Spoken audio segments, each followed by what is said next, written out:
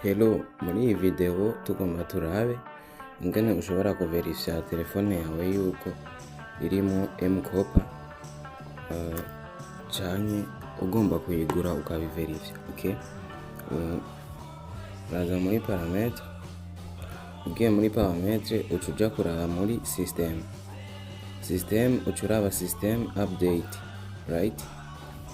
Murabona iyi yiwanje bavuga ati current update, nuvuga installation za mise à jour ziri bloqué. Là ça veut dire que haraciyemo M-Kopa ariko barayikuyemo,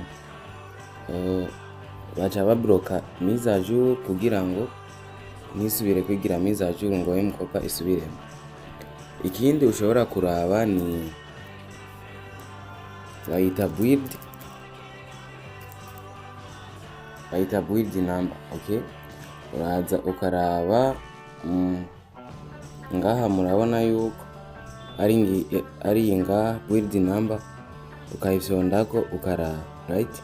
Ngaha murabona ko bidakunda mode developer ntikunda ko iba active parce que haraciyemo M-Kopa, okay?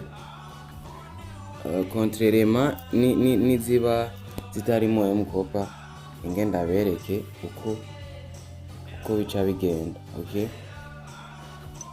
Murabona par exemple mu yindi telefone, je vais chercher iyo build number nariko ndabereka. Uraza ngaha muri système, vous voyez à propos du téléphone ngaha build number, murabona yuko baca bakubwira ngo inutile, vous êtes déjà un développeur. Là ça veut dire que ibirakunda yuko iba active.